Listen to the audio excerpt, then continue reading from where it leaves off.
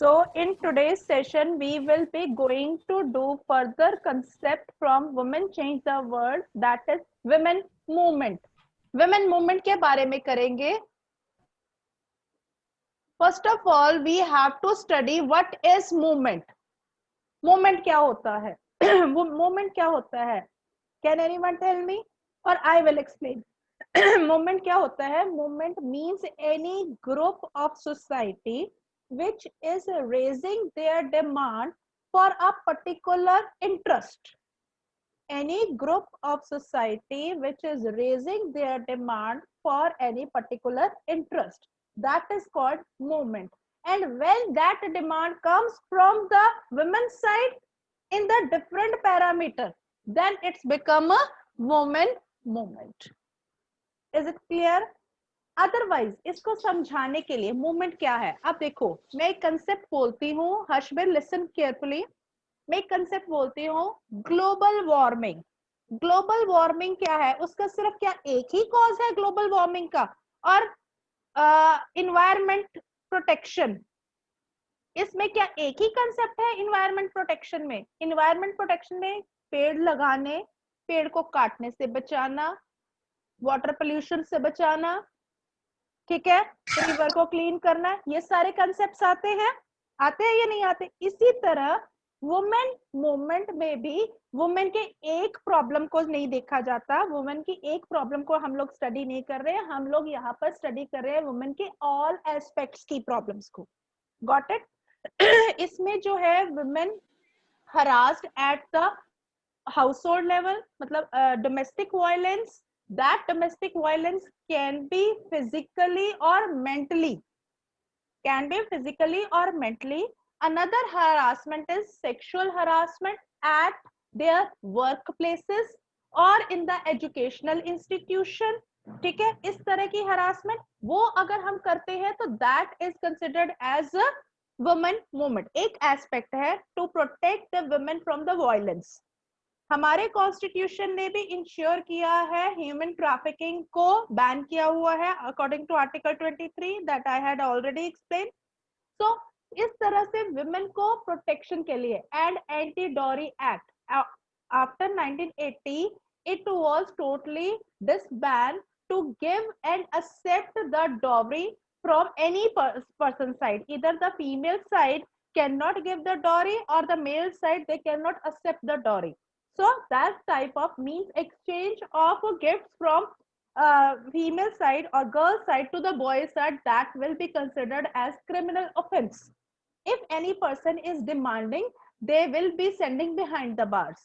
So इस तरह के जो movement है, इस तरह के अलग अलग पैरलर है. नेक्स्ट आता है आपका, अगर मैं कंसेप्ट समझाऊं तो नेक्स्ट आता है awareness. Women are being harassed at each level.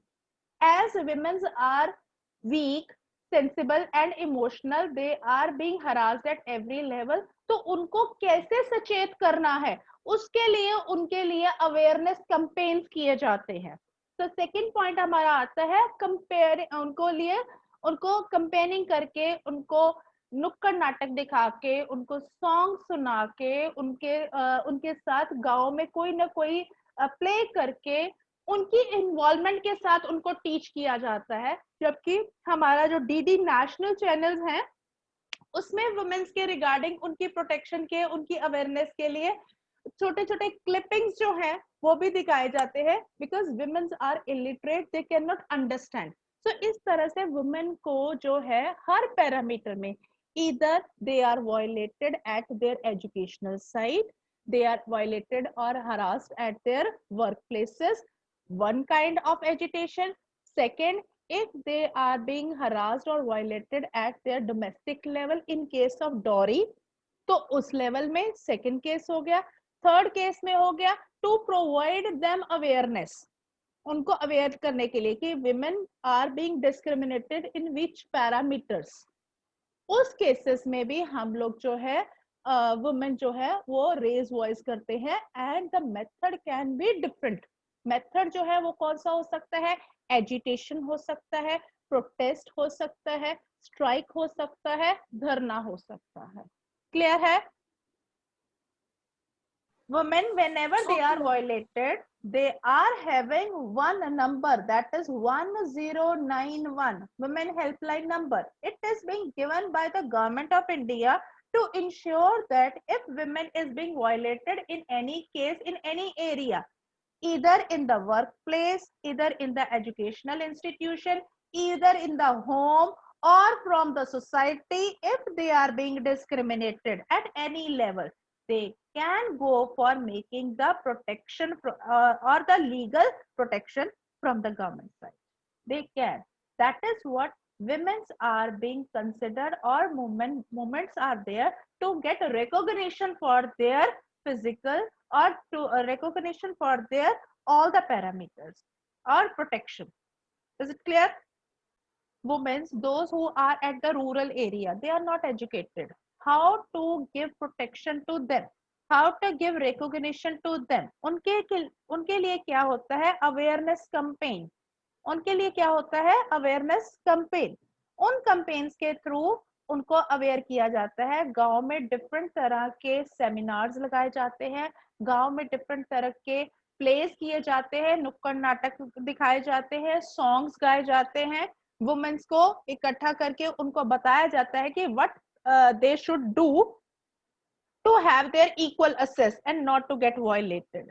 तो इस तरह से जो विमेन इलिटरेट है, गांव में एजुकेटेड नहीं है, उनको उनके अधिकारों की रक्षा के लिए सॉन्ग्स के साथ, प्लेस के साथ, नुक्कड़ नाटकों के साथ अवेयरनेस कैंपेन, इसका नाम क्या है? अवेयरनेस कैंपेन किया जाता है. ठीक है. नेक्स्ट कंसेप्ट आता है आपका प्रोटेस्ट. प्रोटेस्ट होता है धरना देना. If anything is being not done properly. Excuse me, ma'am.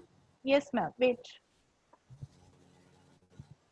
Ma'am, make me host. I got this. Protest can be in the form of dharna, in the form of strike, in the form of agitation, when or it is done by the women in the workplace, because as women and males are employed, but women are paid less payment as compared to male.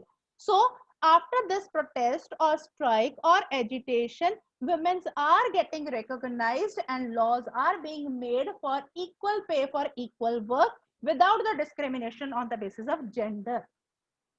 That the task that is done through the protest, and women are get protected.